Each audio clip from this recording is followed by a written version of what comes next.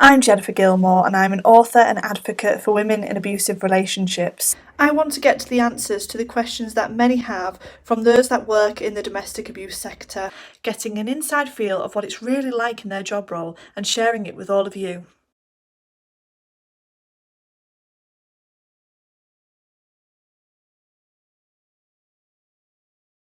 Right, hi everyone.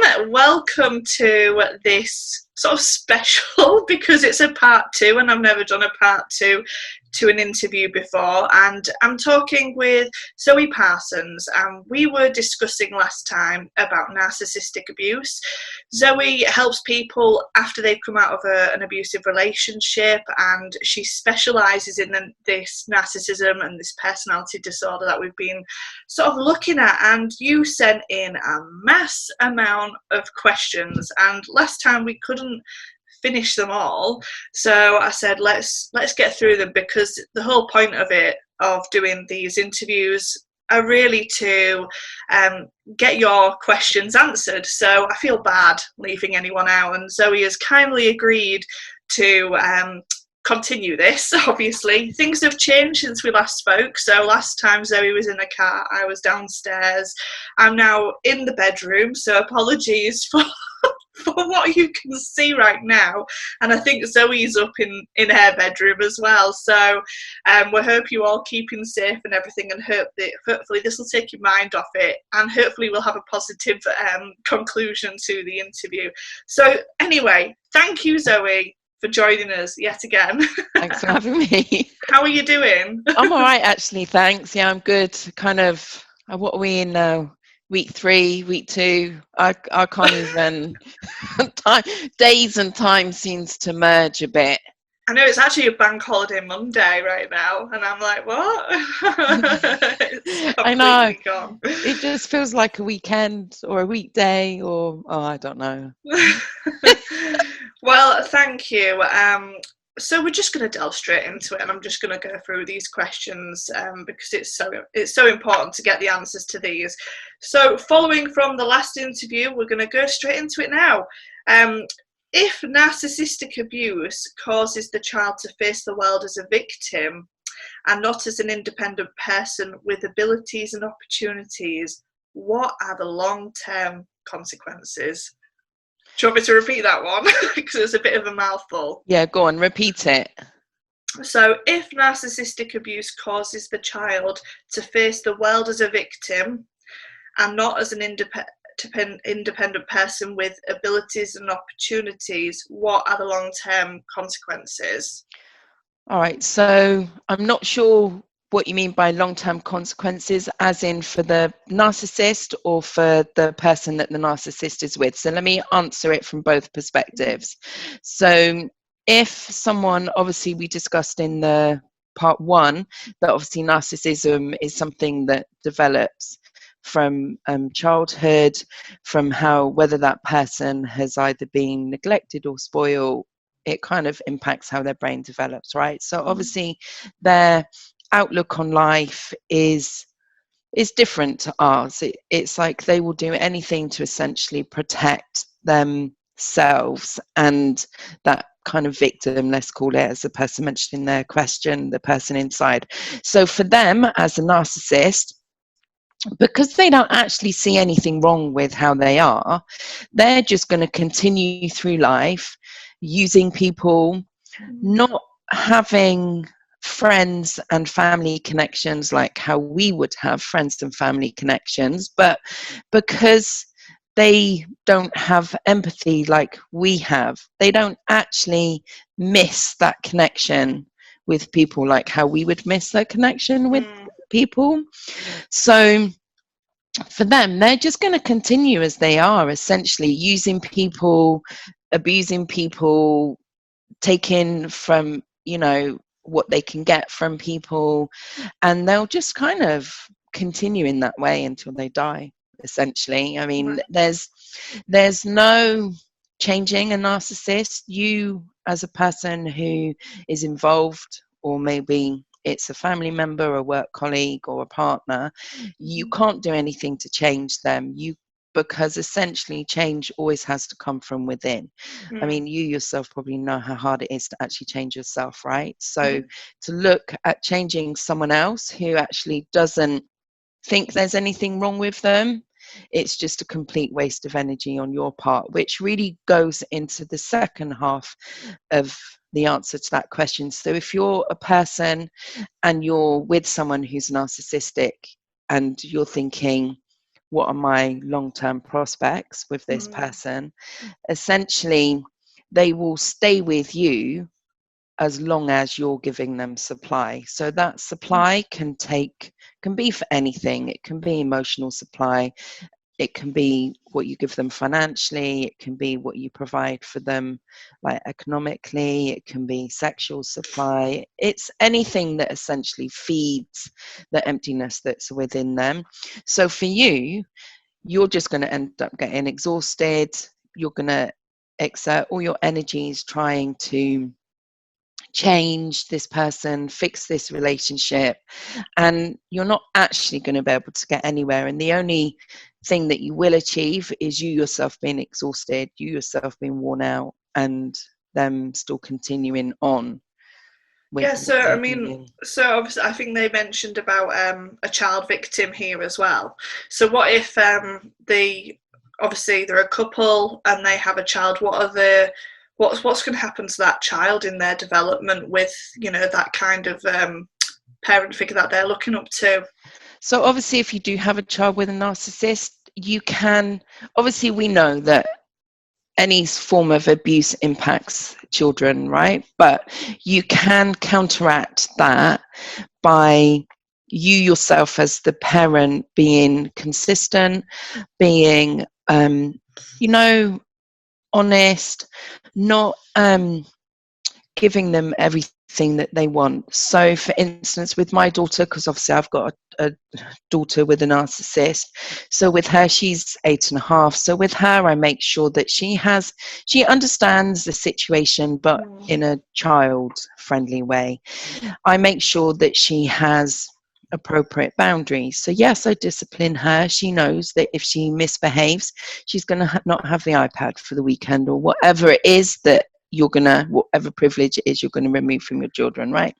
And it's just being consistent with that. It's consistently loving them, talking to them, and setting boundaries and sticking to those boundaries. And if you do that, the impact that the narcissist is going to have on your child will be lessened, definitely.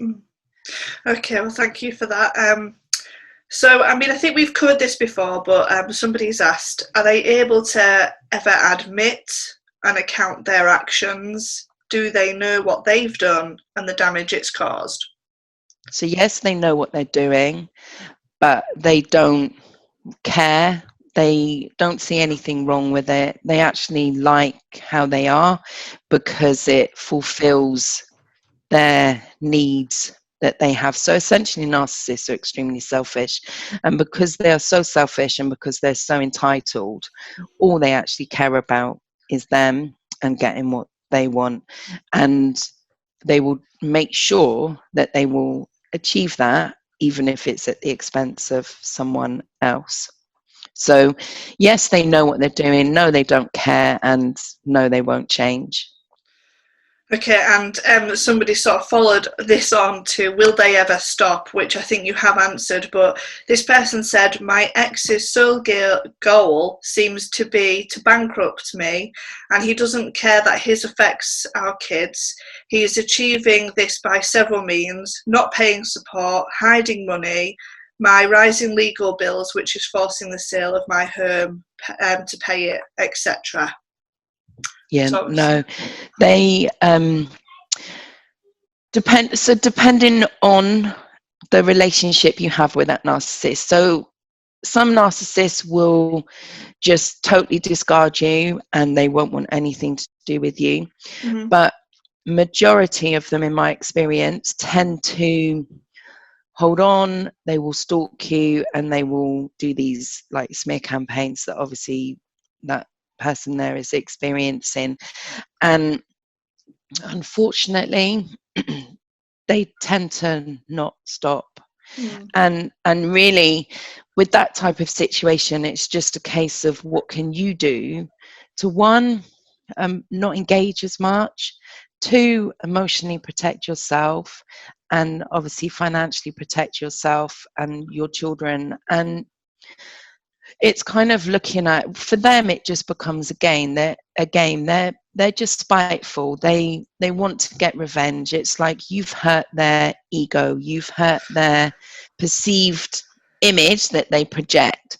So for them, they want to do anything they can to kind of, one, appear that they're still the perfect parent, but two, they still want to get back at you for the damage that you've done to them.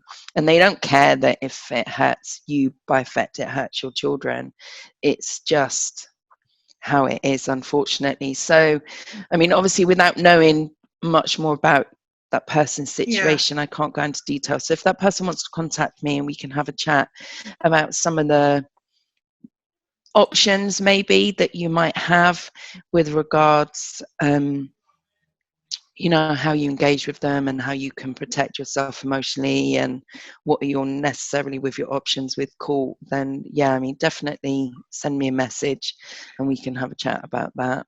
No, that's great. I mean, I think it is difficult, and I don't know if you've heard the term, but it's sort of letting go of the rope. I don't know if you've heard of that before, where you're pulling on it. So you know, you're opening the emails, the text messages, and everything. And I mean, it took me a long time to gradually stop that. So obviously, child contact doesn't help any situation, but for me, I don't know what it's a part of the abuse that you feel that you need to open these emails or text messages or listen to those voice notes or whatever. But for me, I couldn't decipher what he wanted from the message, because all you can see is the verbal assault in the context of the email or messages. And so it took me going to see somebody, and it was really a parenting coach, because I felt I wanted to help my parenting as I go through family court, to help them. And really it was how I managed the situation to respond and engage with him. And she, in the beginning, what she would do is she would read the email, I wouldn't open it, and she would just tell me, this is what he wants. So the one sentence that was important, the rest ignore it, you know, and just directly answer the question. And it got to the point where it was like I was then able to do that myself. And then it got to the point where I was like, I don't need to read these emails at all. You know, there's a court order in place. There's, you know, I don't need to do this. This is just what's happening. And then to the point of actually blocking completely. But it's a really difficult process. But it's certainly one that you have to treat really safely, because I think if you did just cut all ties and contact, it might increase the risk. Exactly. I mean, that's one of the things that I work with my clients is exactly what your coach did with you. Is I'll open the emails, I'll send the person how to respond, and until essentially you get to the place, like you said, where you can emotionally detach from the prodding and the baiting and everything that they're doing, because obviously they know what spots to press and how to get a reaction from you, and they've essentially, you know, however long you've been with them, they've essentially trained you to respond in this way. So it's like you say, it takes a while, but you have to untrain yourself and get to a place where you are able to look at stuff or not look at stuff and just deal with things in a different way. And obviously with court, I mean, it's not an easy thing, but you can self-represent. So if you're not eligible for legal aid and it is taking all your resources, obviously your ultimate thing is you need to keep your home for your children, right? So if that means that you need to self-represent and go down that way, there's always that as an option. And even though that in itself might seem really scary, there are people out there and there are charities that can help you to do this effectively.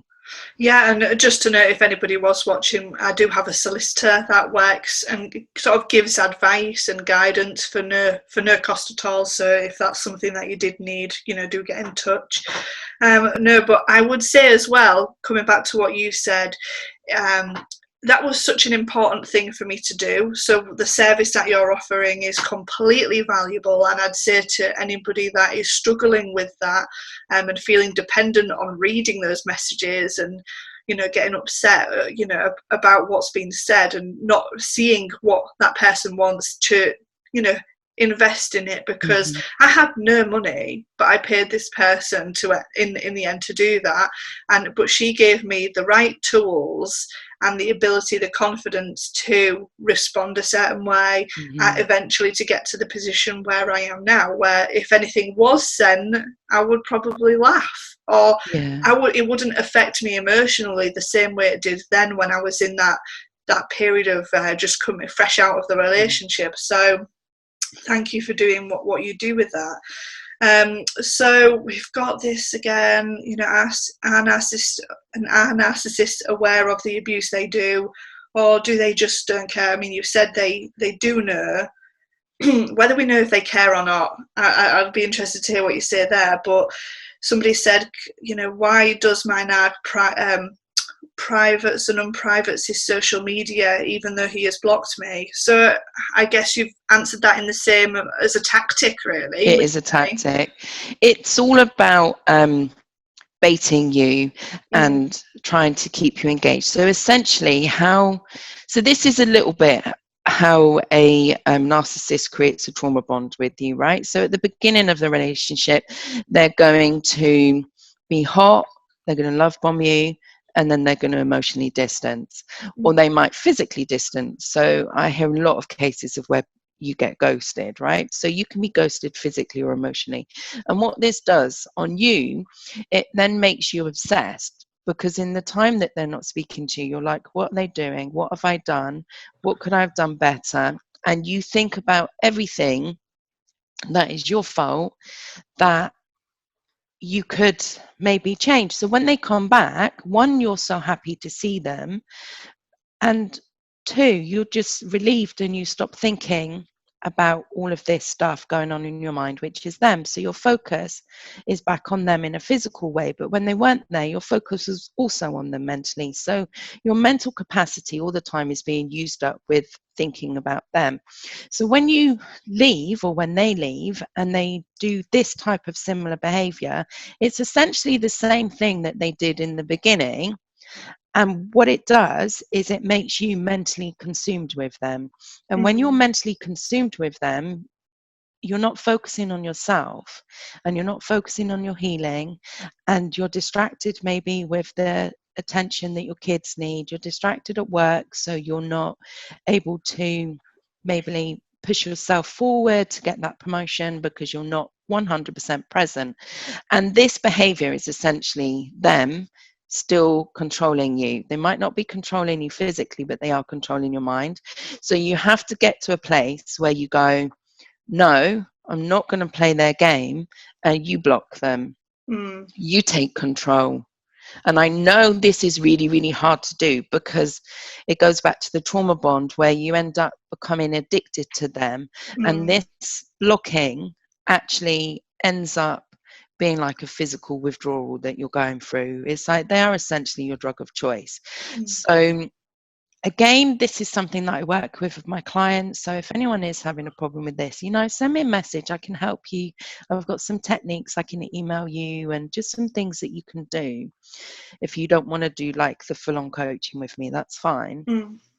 And just kind of think about whether a relationship with a narcissist or an abusive person is all about control. So everything that they do is about control. And if you can remember that, just think, what are they controlling? Are they still controlling my physical actions? Are they still controlling my children? Are they still controlling my money?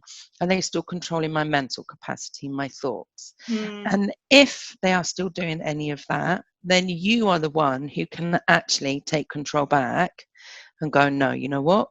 I'm going to change this, and I'm not going to let them control me in that way. And like, you had a big smile at saying that, and to be honest, you know, I look back and it was a really hard slog to Yeah, begin it is. with, It's hard. but it is so rewarding because you're, you know, you come out of that relationship and you're free, right? You But are, you're yeah. not. You're No. not, because it's all there, and things Yeah. are still happening. So it's like another level of freedom, and I see myself with recovery another step of freedom. Exactly. Step by step. So no, that's great. Thank you for that. Right, let's have a look. So my narc abuser has fooled the family court into forcing the children to live with her against their will, and she's now refusing contact or any form of co-parenting despite the court orders. What can I do? How can I change the situation? Because the court system seems not to work.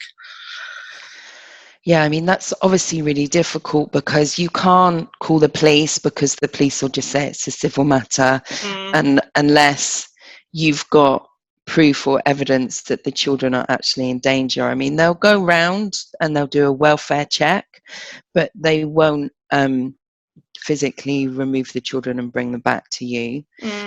I mean, your only option really is court. So I'm not 100% sure why you say court isn't working for you. It's kind of...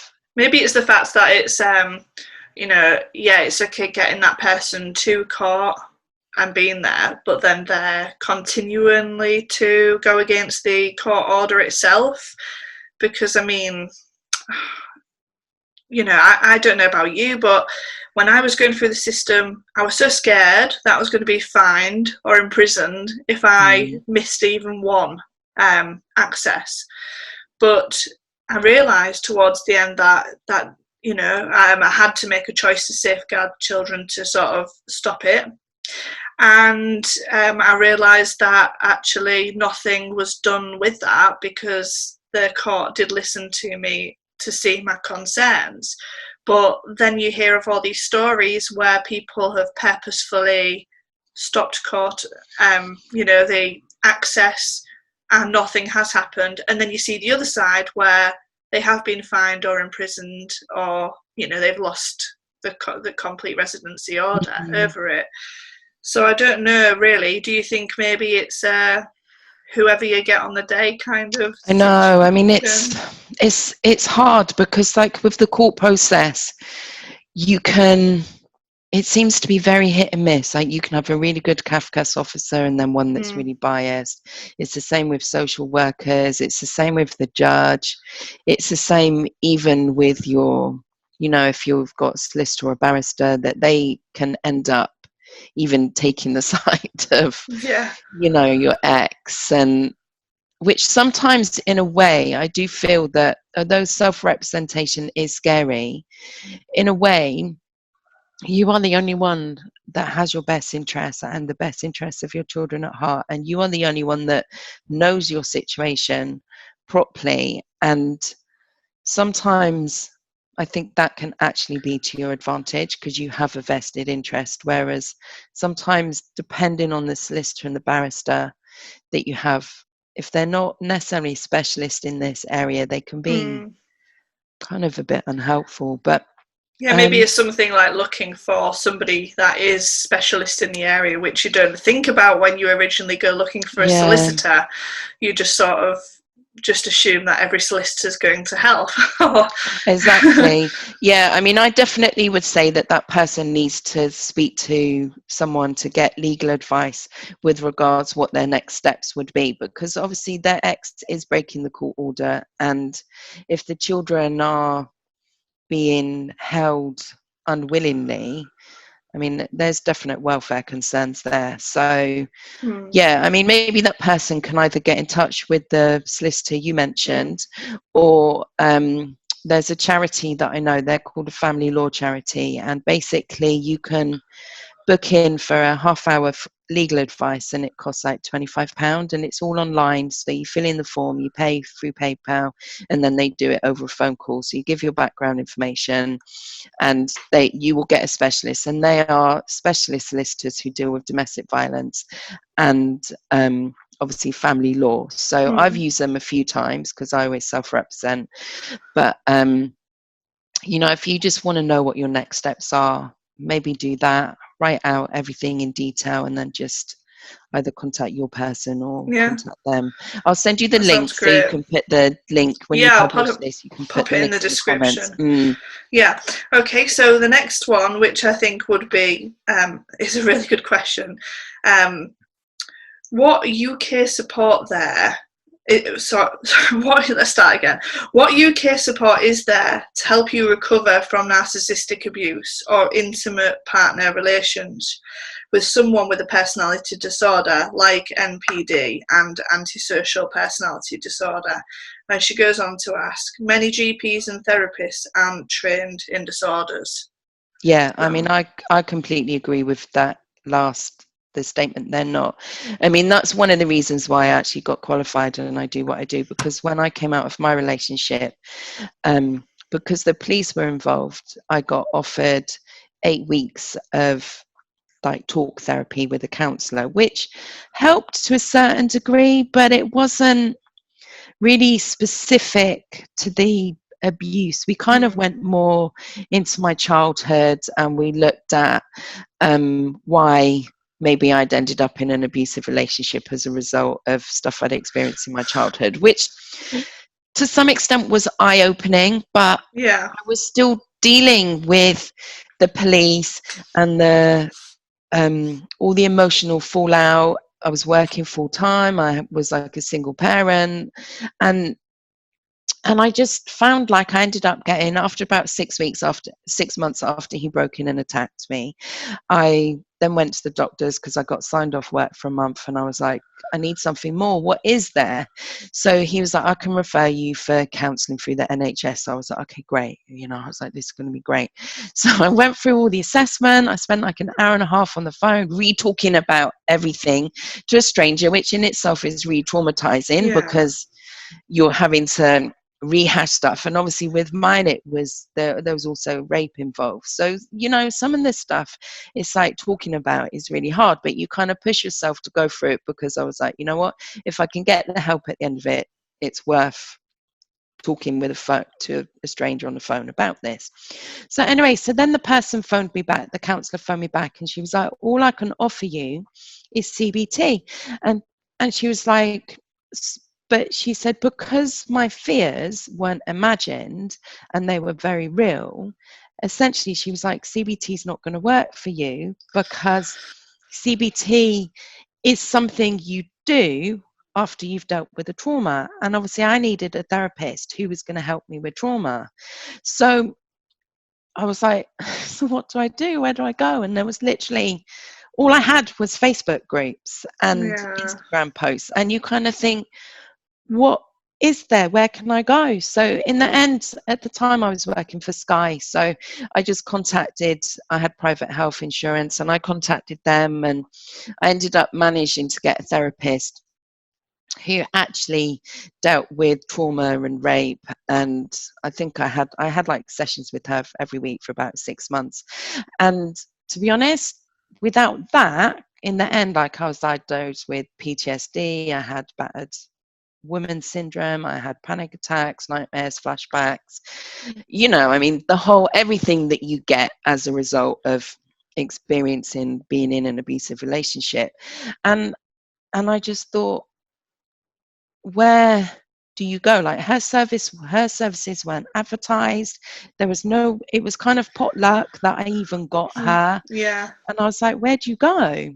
So when obviously I'd healed, and then I thought, you know what, I'm going to train and qualify and just make myself available to help people, so that they can look at me and they can feel confident knowing that they're speaking with someone who's been there, done it.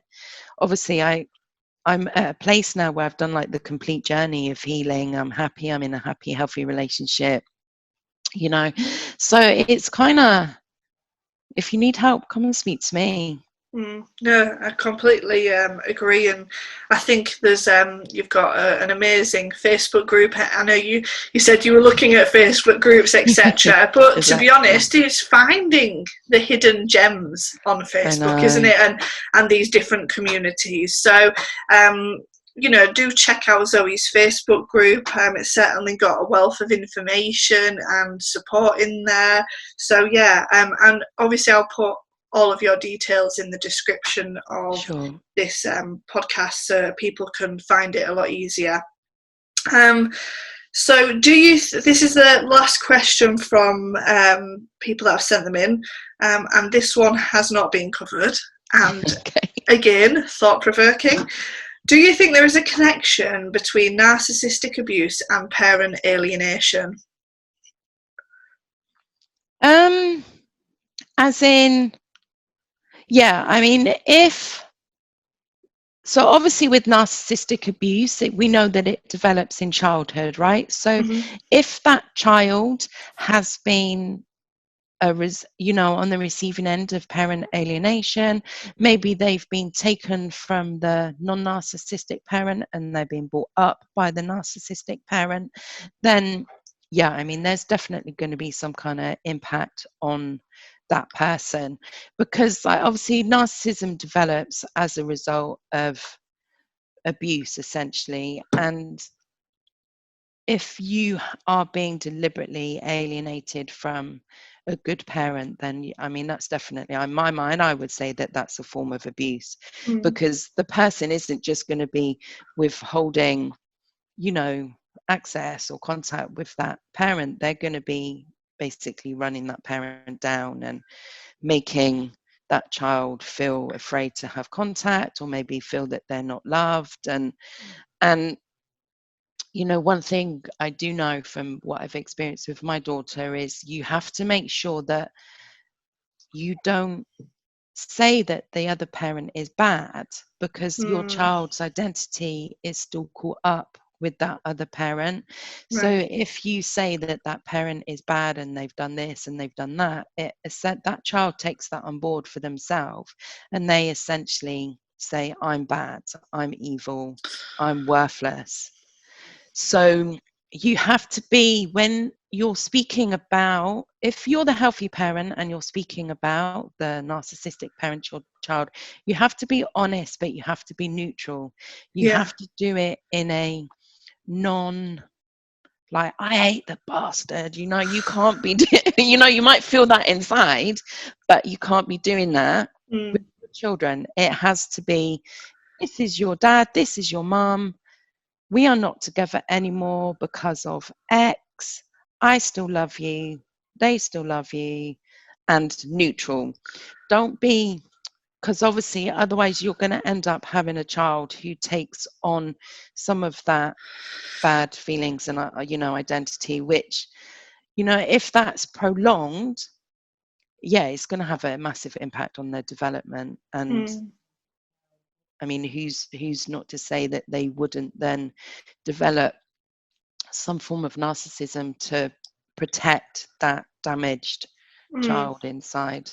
And I think it's I've always been the one to say, that neutral ground, and which is, it's really not easy at times when maybe the other person is not being the neutral ground that you are, because that, and all I can hold on to is when they're older, mum always, just didn't say anything, but my dad said all of this about my mum, and I think that carries more weight in the terms of how we speak about each other. I come from parents that are divorced, and I know that, my dad was very unfavourable towards my mum, and I'm actually really close to my dad. And one day I just said, I can make up my own mind about my own mum. I don't need you to sort of cloud my opinion or my learning of her as a person.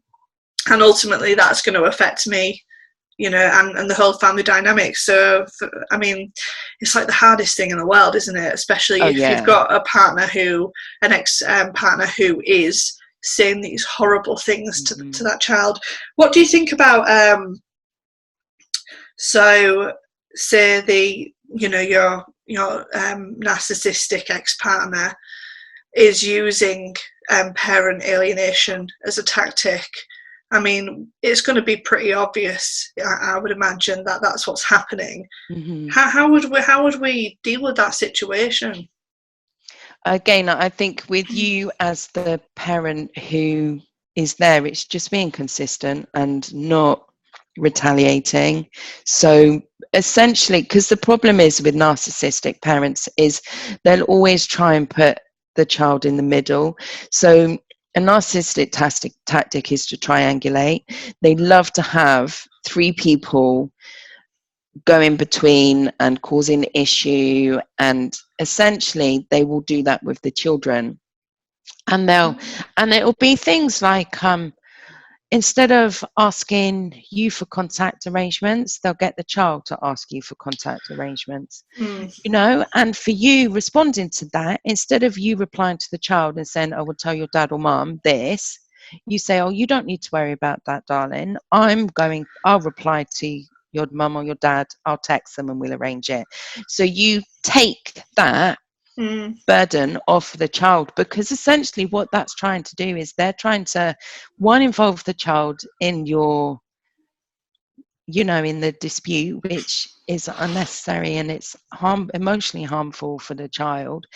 And two, it's also making that child responsible for adult things and things that they don't need to be responsible for. So I mean, I see that a lot. So definitely, if you're finding they're doing that, then always take that responsibility off, and then you reply direct. However, means your contact is set up. With regards parent alienation, I think the only thing you can do is to consistently show your child that what the other person is saying about you isn't true, and unfortunately, that is something that takes time.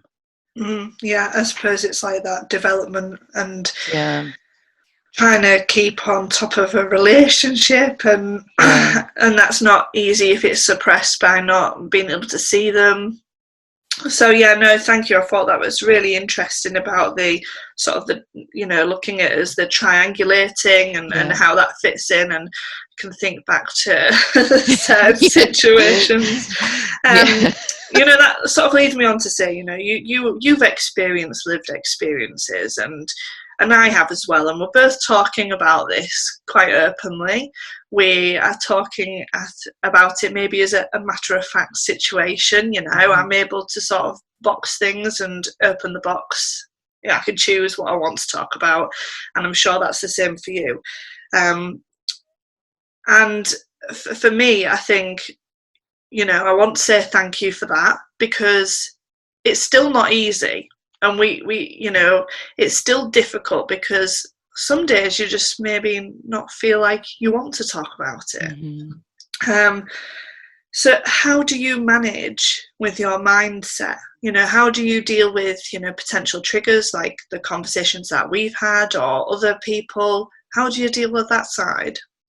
What I think what I found is, I'm at a place now where I very rarely get triggered by anything. But in the beginning, when I was, starting, like everything triggered me, like smells, songs, movies. My ex, he's Jamaican, so obviously if I heard a Jamaican accent, he's tall, so if I passed a tall man in the street, I was just like, oh, I'm just going to cope with any of it. And I think the natural reaction is when something like that happens, is you want to suppress it, you want to ignore it, and you want to push that as far away from you as possible. But the only problem is with doing that is when you suppress, it then causes mental blockages, and those mental blockages is actually the things that causes the nightmares, that causes the panic attacks, and makes your triggers worse.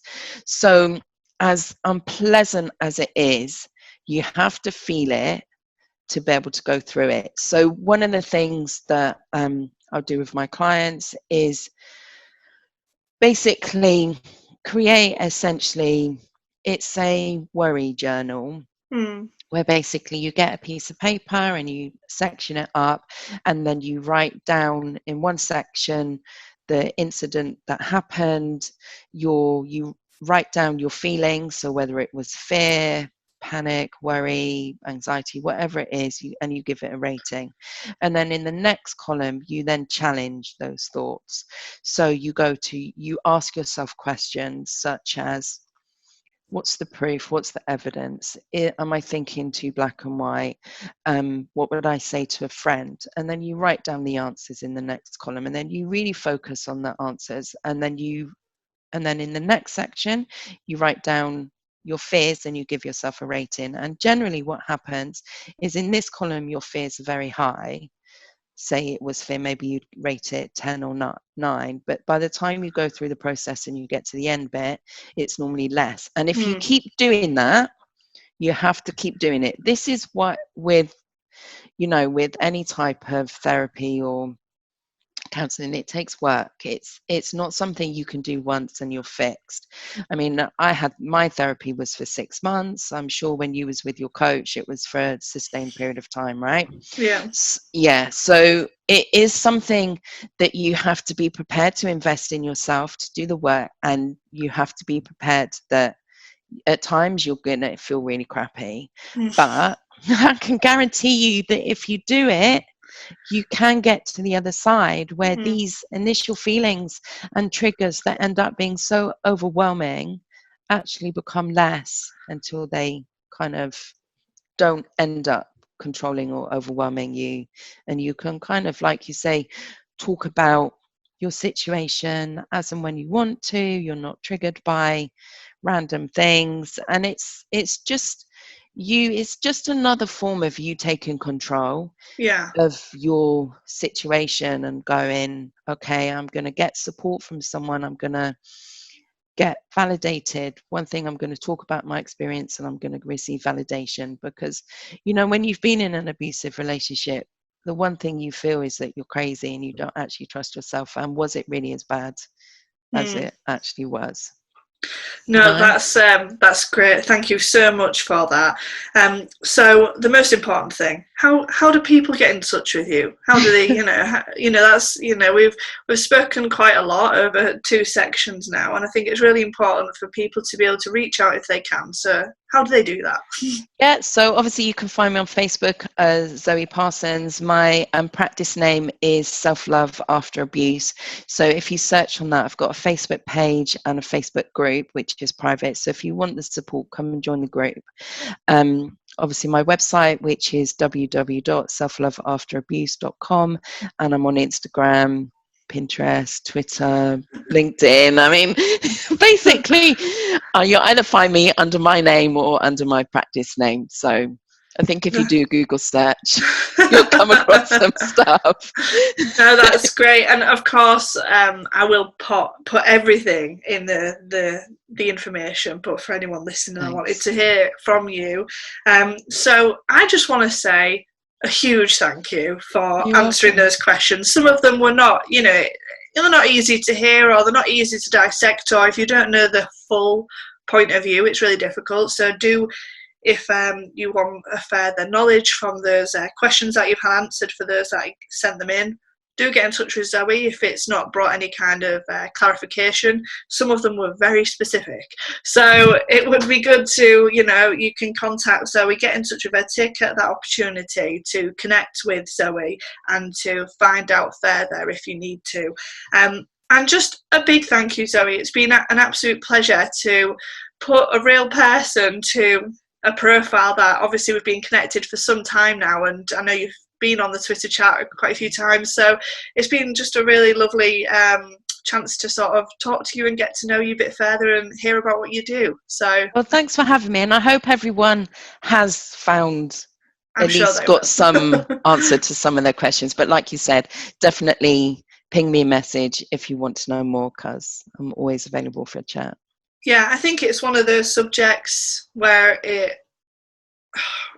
it's like some of it just has context, or you just need to have that validation that for yourself, you know, all of that, like the kind of questions that are swimming on in your head. And people are in different parts of their recovery stage, or maybe still with that partner, which won't help the, you know, sort of understanding of some of the answers as well.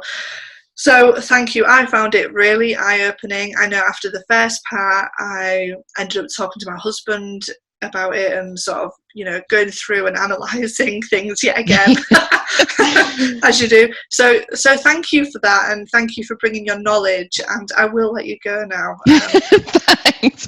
Well, so bye, and obviously thanks so much for having me. It's been really good. No, thank you. Bye.